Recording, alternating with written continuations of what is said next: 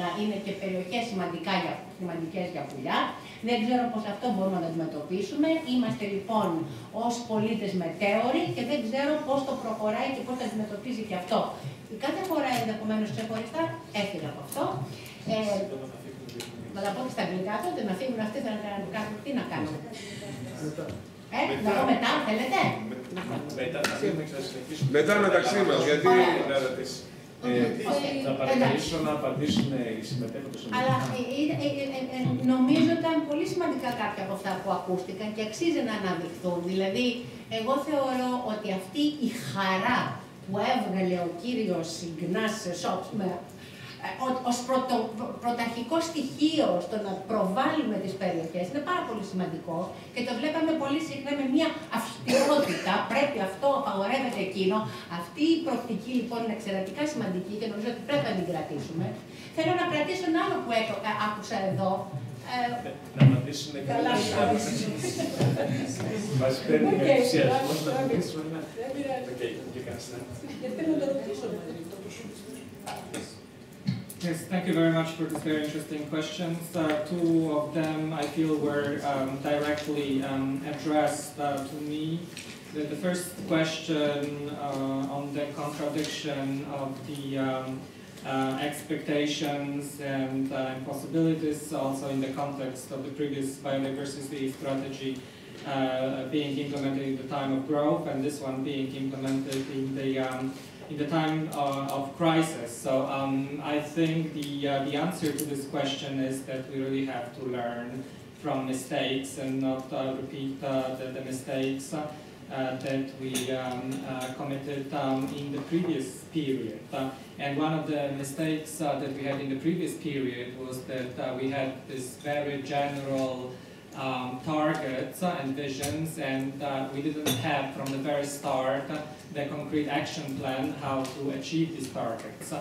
And the Commission at least learned very much from this mistake, and together with this long-term goal, now comes a set of very clear sub-targets and actions and mechanisms how to deliver on these targets. And one of very concrete measures to do it is, for instance, the work that we are carrying out on biodiversity proofing of areas that are not directly linked to biodiversity, but might have indirect impact on biodiversity, for instance, on renewable energies and agriculture, etc. Another issue is definitely strategic planning, and this is what was, I think, very much missing in the previous period.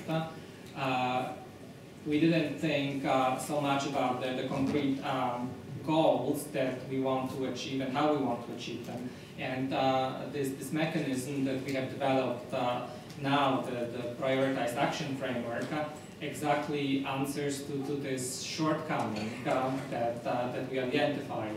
So now we are working together with the member states to clearly identify the priority areas, the priority species, habitats that we want to get in the favorable conservation status, and we also invite them to think which financing mechanisms, for instance from the rural development, from structural funds, from LIFE, from private resources, from payments for ecosystem services, they want to allocate to achieve these targets. So learn from mistakes and think strategically. That would be my answer to this question. And as regards the question of also conflict between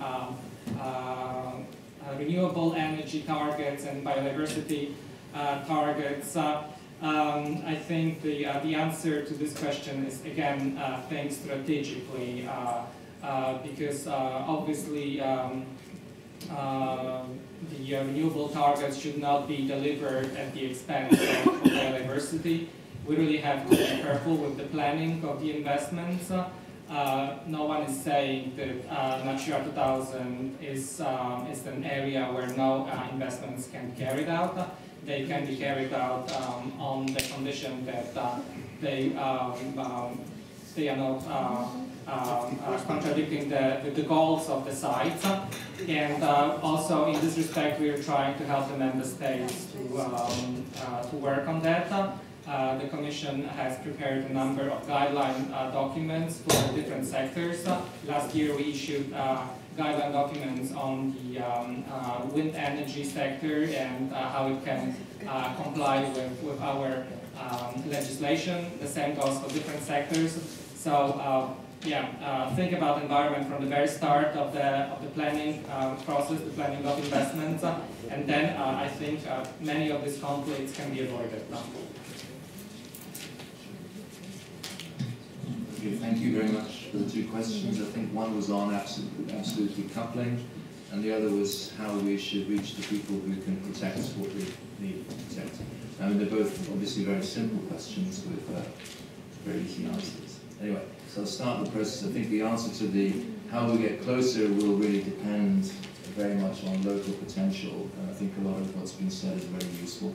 But what I'd do if I was to be forced to a systematic approach, I'd say who protects now, who potentially protects now, what are the incentives they currently face, what is the potential for them to actually have an effect, what are the windows of opportunity to actually engage this potential, and there will be many, and then how to actually get hold of them. So that could be a permit process locally, it could be wider consultation all the way up to legislation, and it could be all the reconnecting that my neighbour presented here.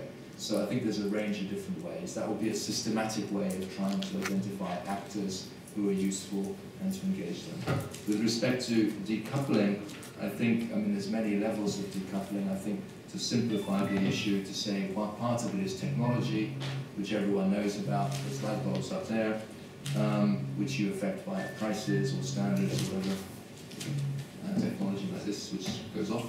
The other thing is, of course, social norms and changes, which is our choices that we have, which is, of course, whether it's our own investments or holidays or products or whatever. Now, in terms of the evidence, I think there's very interesting things around biomimicry and biopharmaceuticals, bioplastics, or even simply decoupling by improved legal implementation, like having not illegal timber or not illegal aggregates extraction, and similarly having certification as part of decoupling. We've seen success in decoupling with SO2 emissions and NOx emissions in Europe because of technologies of the Large Combustion Plant Directive. We've seen absolute decoupling in terms of what's it called, CFCs. And with water, we see that we've reached decoupling anyway via pricing and because people realize they don't need more. So I think there's a role for information, there's again the role for networking and connection, but it's quite complex and there's just hundreds of opportunities. So hopefully that's a start to the answer.